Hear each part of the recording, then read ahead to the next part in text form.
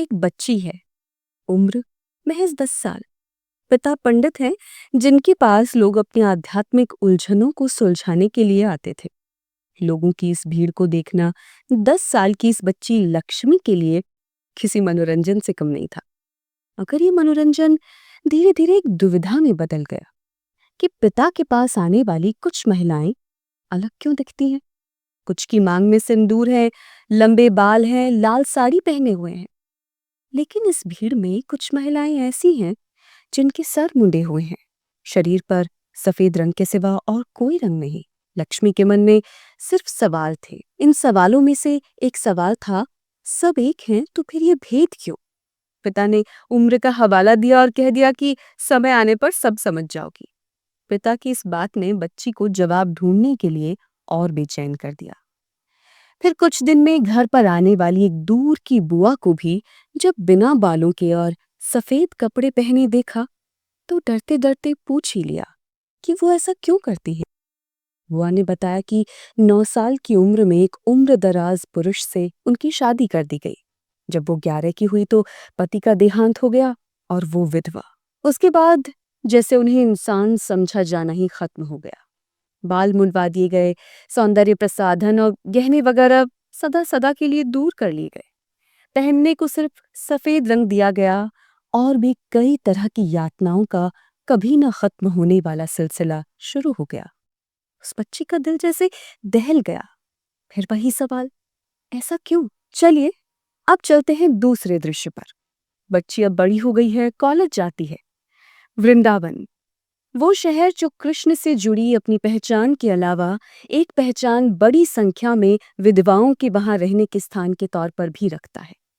पर आते जाते वृंदावन की इन गलियों में विधवा महिलाओं के साथ होते इस अमानवीय व्यवहार को देखकर लक्ष्मी व्यथित होती है।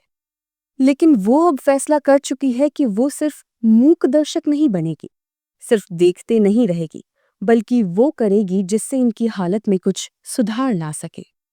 इन्हीं भी जीते जी और मरने के बाद के अपने हक दिलवा सके। ये महिलाएं अपनों से परित्यक्त, अपनों से त्याज्य होती हैं और वृंदावन में ठाकुर जी की शरण में मोक्ष की तलाश में आती हैं। इन महिलाओं की व्यथा को न केवल कहा गया, बहुत बार सुना गया, बल्कि कुछ संवेदनशील हृदयों की आंखों से आंसू भी बह निकले। पर दुर्भाग्यवश ये सब यहीं रुक जाता है। इन महिलाओं को संवेदना तो मिली पर समाधान नहीं। किसी ने आगे बढ़कर इन टूट चुकी जिंदगियों को संवारने का जिम्मा नहीं लिया। लेकिन इस नीरवता में एक स्वर उठा डॉक्टर लक्ष्मी गौतम का। वही छोटी बच्ची जो बचपन से विधवाओं के प्रति होते अत्याचार से आहत थी और समय आने पर, सक्षम होने पर उनके लिए काम करने निकल पड़ी। आज एक प्रोफेसर है, पारिवारिक जीवन जीती है, पर उससे कहीं बढ़कर वो एक करुणामयी योद्धा है। वृंदावन की गलियों में जब कोई बेसहारा महिला आह भरती है तो सबसे पहले जिस नाम की पुकार होती है वो है लक्ष्मी गौतम। अपने अनुभवों को साझा करते हुए वो कुछ ऐसी घटनाओं की बात करती हैं जो सुनकर ही रूह कांप जाती है। कुछ दृश्य इतने त्रासद, इतने हृदय विदारक होते हैं कि केवल वर्णन मात्र से ही आत्मा सिसकने लगती है।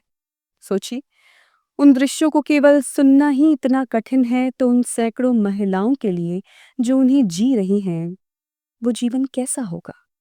एक ऐसा जीवन जिसकी हम कल्पना भी नहीं कर सकते। कनक धारा, ये नाम है उस संस्थान का जिसके अंतर्गत लक्ष्मी गौतम अपने समाज सेवा के कार्य करती हैं।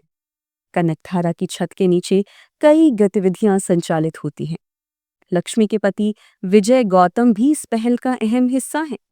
एक ऐसे व्यक्ति जिन्हें डॉक्टर लक्ष्मी अपनी सास के साथ खुद को उस महिला में बदलने का श्रेय देती हैं जो वो आज हैं।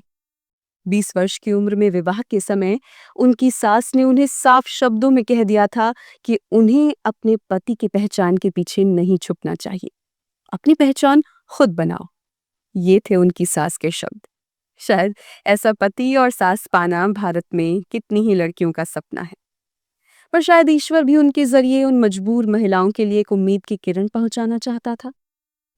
अपनी सास के प्रोत्साहन से डॉक्टर लक्ष्मी ने पीएचडी पूरी की और फिर एक लेक्चरर बनी। एक फुल टाइम नौकरी, एनजीओ की गतिविधियां और फोन पर आने वाले आपातकालीन मामले, सबको संभालना आसान नहीं है। लेकिन जैसा कि वो कहती हैं कि एक भले काम के लिए ये सब कष्ट पाना जायज है, कोई बड़ी बात नहीं। डॉक्टर लक्ष्मी हजारों विधवाओं के अंतिम संस्कार करवा चुकी हैं। एम्बुलेंस की आवश्यकता से लेकर अंतिम वस्त्र पहनाने तक सब कुछ वो खुद संभालती हैं। वो उन साधुओं और बेसहारा लोगों की भी मदद करती हैं जिनके परिवार उनके अंतिम समय में साथ नहीं होते। कोरोना के दौरान उन्होंने मथुरा में रह रहे सैकड़ों अनाथ बच्चों के लिए 72 दिनों तक खाना पकाया और परोसा। कनक धारा उन मामलों में भी मदद करती है जहां किशोर लड़कियां घर से भाग जाती हैं या अगवा हो जाती हैं। वो बताती हैं, हम उनका पता लगाने की कोशिश करते हैं, पुलिस को सूचित करते हैं और फिर लड़कियों को परिवार से जुड़ने के लिए काउंसलिंग देते हैं। हमने सैकड़ों लड़कियों की इस तरह मदद की है। अपना सबसे चुनौतीपूर्ण मामला याद करते हुए डॉक्टर लक्ष्मी ने बताया कि ये महामारी के दौर में हुआ, जब रात के लगभग 1 बजे उन्हें फोन आया कि घाट पर एक लावारिस शव पड़ा है। वो तुरंत वहां पहुंची और अंतिम संस्कार करवाया। हम सब जानते हैं कि ये वो समय था जब रिश्तेदार, परिवारजन तक एक दूसरे से दूरी बनाए हुए थे।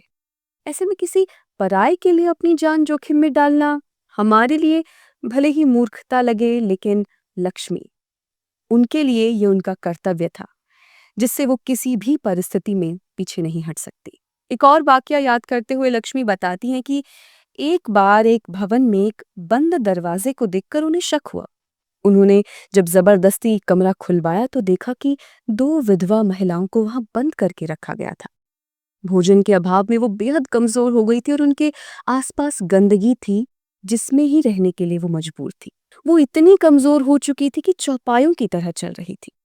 लक्ष्मी को देखकर वो रोने लगी। लक्ष्मी ने उन्हें भी इस अमानवीय स्थिति से बाहर निकाला। लक्ष्मी वृंदावन की उन असहाय विधवा महिलाओं की शव यात्रा से लेकर अंतिम क्रिया के निमित्त सारे कार्य खुद करती है। जब कभी उनसे कोई पूछता है कि क्या आपको डर नहीं लगता, तो वो बिना एक क्षण गवाए उत्तर देती हैं, मरे हुए लोग नहीं डराते, डर तो जिंदा लोगों के कर्मों से लगता है।